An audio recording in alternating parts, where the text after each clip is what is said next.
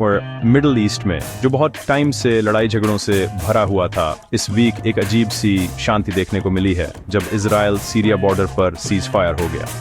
South Syria के द्रुज majority Suveda province में खतरनाक झड़पों के बाद इजरायली एयर स्ट्राइक्स और मिलिशिया वायलेंस ने एक बड़ी लड़ाई शुरू करने का डर पैदा कर दिया था, जब तक 18 जुलाई 2025 को ट्रूस अनाउंस नहीं हो गई। ये समझौता सिर्फ लड़ाई का रुकना नहीं है, बल्कि डिप्लोमेसी का एक इंपॉर्टेंट टेस्ट है और सालों की लड़ाई से थके हुए रीजन के लिए एक पोटेंशियल टर्निंग पॉइंट है। सुवेदा के रेजिडेंट्स के लिए बंदूकों की आवाज बंद होने से रिलीफ मिला है, लेकिन वर्ल्ड बहुत टेंशन में देख रहा है, ये जानते हुए कि रीजनल स्टेबिलिटी के लिए दांव बहुत ऊंचे हो सकते हैं। इस सीज फायर की सक्सेस या फेलियर सिर्फ साउथ सीरिया के फ्यूचर को ही नहीं, बल्कि पूरे लेवेंट में शांति की पॉसिबिलिटीज को भी शेप देगा। सीज फायर का अनाउंसमेंट जेरूसलम या दमिश्क से नहीं, बल्कि अंकारा से आया, जो डील के पीछे की कॉम्प्लेक्स डिप्लोमेसी को दिखाता है। US ambassador Tom Barrack Syria के लिए स्पेशल एनवॉय के रूप में काम करते हुए समझौते को डिक्लेयर किया, वॉशिंगटन की मीडिएटर के रूप में इंपॉर्टेंट रोल को हाईलाइट करते हुए। यूएस ने टर्की और जॉर्डन के साथ रिलेशंस को यूज किया, जिनका सपोर्ट ट्रूस को रीजनल लेजिटिमेसी और प्रैक्टिकल सपोर्ट दिया। Secretary of state Marco Rubio ने सिचुएशन को अपैलिंग कहा, जिससे वायलेंस को रोकने के लिए अर्जेंट अमेरिकन लीड नेगोशिएशंस को बढ़ावा मिला। यह पैसिव फैसिलिटेशन नहीं था, यूएस ने एक्टिवली टर्म्स को शेप दिया और सिक्योरिटी एश्योरेंस प्रोवाइड की, जिससे एक बड़ी रीजनल लड़ाई को रोका जा सका।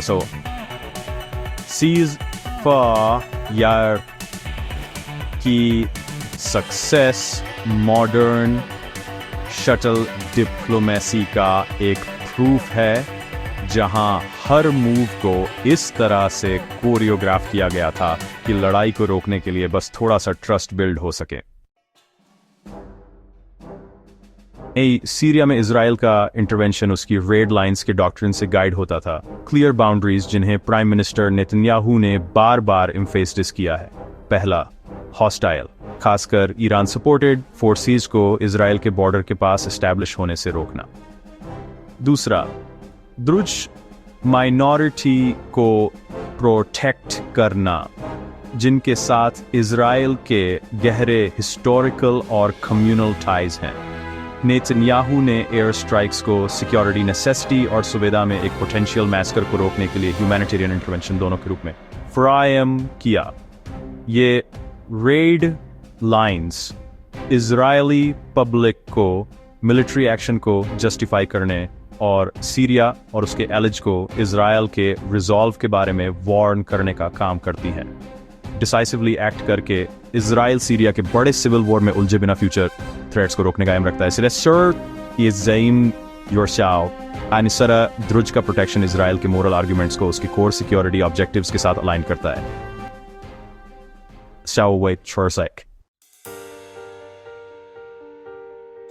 सुवेदा सीरिया के द्रुज का हार्टलैंड हाल की वायलेंस का फ्लैश पॉइंट बन गया, क्योंकि local self defence units Bedouin militia के साथ भिड़ गईं। स्टेट अथॉरिटी के ब्रेकडाउन ने सिविलियंस को वल्नरेबल छोड़ दिया, जिसमें एड डिस्टर्ब हो गई, हॉस्पिटल्स बंद हो गए और फैमिलीज डिस्प्लेस हो गईं। इस क्राइसिस ने इंटरनेशनल अटेंशन खींचा, जिससे इजराइल का इंटरवेंशन और सीज फायर के लिए अर्जेंट डिप्लोमेटिक एफर्ट्स हुए। द्रुज के लिए जो एक्सट्रीमिस्ट्स द्वारा टारगेट किए गए थे और कैटास्ट्रोफी की धमकी दी गई थी, ट्रूस एक बहुत जरूरी रिप्रीव देता है। समझौते का एम मिलिशिया को हटाना और सीरियन स्टेट अथॉरिटी के तहत ऑर्डर को रिस्टोर करना है स्टेबिलिटी के लिए एक कॉम्प्लेक्स लेकिन जरूरी स्टेप। सुवेदा के रेजिलेंट कम्युनिटी के लिए उम्मीद है कि ये सीज फायर एक सिक्योर श्योर फ्यूचर की शुरुआत को मार्क करता है। द्रुज एक प्राचीन सीक्रेटिव एथनो रिलीजियस ग्रुप है। उनकी आस्था 11वीं सेंचुरी इस्माइली शिया इस्लाम में निहित है, लेकिन अब अलग है। दुनिया भर में सिर्फ 1 मिलियन से अधिक मेंबर्स के साथ वे सीरिया, लेबनान और इजराइल में कंसंट्रेटेड हैं, जहां उनका सम्मान किया जाता है और उन्हें इंटीग्रेट किया जाता है। उनकी ताकिया की ट्रेडिशन, सर्वाइवल के लिए बिलीव्स को छिपाना ने उन्हें एक वोरटाइल रीजन में एक माइनॉरिटी के रूप में टिके रहने में मदद की है। अपनी होम स्टेट्स के प्रति बहुत लॉयल द्रुज ने सीरिया, लेबनान और इजराइल की आर्मी में सेवा की है, इंडिपेंडेंस को प्रैग्मेटिज्म के साथ बैलेंस करते हुए। जब एक द्रुज कम्युनिटी को धमकी दी जाती है तो पूरा डायस्पोरा मोबिलाइज हो जाता है, जिससे उनकी सेफ्टी एक रीजनल कंसर्न बन जाती है। इस तरह सुवेदा के द्रुज का भाग्य इंटरनेशनल एक्शन के लिए एक उत्प्रेरक बन गया, जिससे एक लोकल क्राइसिस ग्लोबल स्टेज पर पहुंच गया। सीज फायर सिर्फ एक प्रॉमिस से बढ़कर है। यह सुवेदा से बेदुइन मिलिशिया की तुरंत वापसी और सीरियन सिक्योरिटी फोर्सेस के एंट्री को मैंडेट करता है। ये फोर्सेस प्रोवोकेशन के बजाय पीस कीपिंग का काम सौंपे गए हैं, एक न्यूट्रल बफर के रूप में काम करेंगे और स्टेट अथॉरिटी को रिस्टोर करेंगे। लोकल लोगों के लिए इसका मतलब खुली लड़ाई का अंत और घर लौटने और फिर से बनाने की उम्मीद है। ट्रूस इजराइल के बॉर्डर के पास एक डिमिलिटराइज्ड जोन भी बनाता है, जो डायरेक्ट ऑक्यूपेशन के बिना एक इंपॉर्टेंट इजरायली डिमांड को पूरा करता है। एनफोर्समेंट सीरियन स्टेट पर पड़ता है, जिसे अमेरिकन और रीजनल डिप्लोमेसी का सपोर्ट है।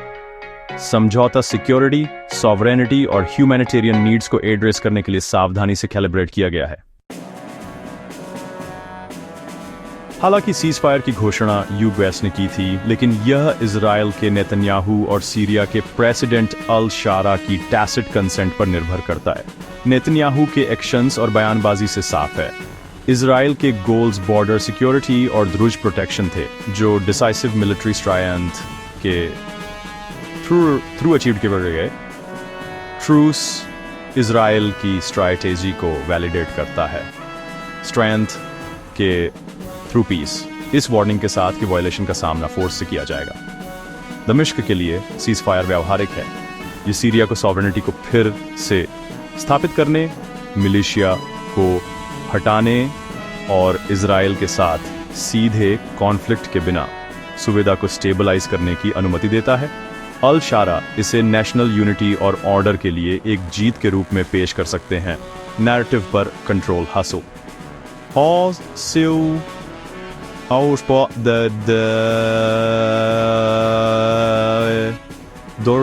दोनों लीडर्स अभी के लिए सक्सेस क्लेम करते हैं। हर कोई आउटकम को अपने कोर इंटरेस्ट के लिए एक जीत के रूप में फ्रेम करता है।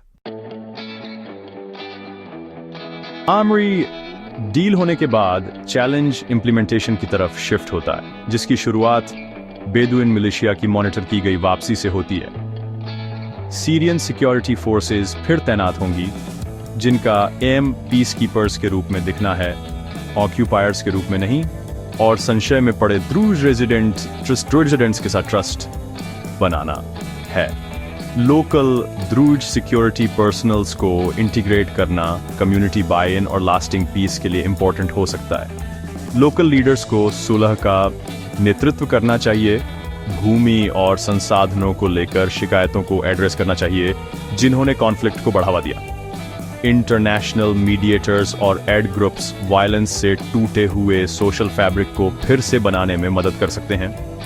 यूएस, जॉर्डन और टर्की कंप्लायंस की देखरेख करेंगे, सभी पक्षों को ट्रैक पर रखने के लिए डिप्लोमेटिक लेवरेज का यूज करेंगे। हर सक्सेसफुल स्टेप फॉरवर्ड एक अधिक स्टेबल साउथ सीरिया की तरफ मोमेंटम बनाता है। सीज फायर साउथ सीरिया के लिए उम्मीद की एक दुर्लभ किरण प्रदान करता है, वायलेंस से राहत और फिर से बनाने का एक मौका। फिर भी कॉन्फ्लिक्ट को बढ़ावा देने वाले अंडरलाइंग टेंशन और राइवलरीज अनसुलझे रहते हैं। ये एक ट्रूस है, शांति संधि नहीं। फिर से मिलिशिया वायलेंस और रीजनल एस्केलेशन का जोखिम बना रहता है, खासकर अगर इजराइल की रेड लाइंस को क्रॉस किया जाता है। शांति की ड्यूरेबिलिटी सभी पक्षों द्वारा डायलॉग और डी-एस्केलेशन के प्रति निरंतर कमिटमेंट पर निर्भर करती है। नाजुकता के बावजूद ये पल के साफ रिश्ता करता है कि डिप्लोमेसी वास्तविक परिणाम दे सकती है, यहां तक कि सबसे मुश्किल कॉन्फ्लिक्ट्स में भी। इजरायली, सीरियन और अमेरिकन इंटरेस्ट्स के कन्वर्जेंस ने शांति के लिए एक शक्तिशाली प्रेरणा पैदा की। सुवेदा और रीजन के लिए यह नाजुक उम्मीद एक ऐसे फ्यूचर की कल्पना का अपना करने का मौका है जो युद्ध से नहीं बल्कि फिर से बनाने से परिभाषित हो।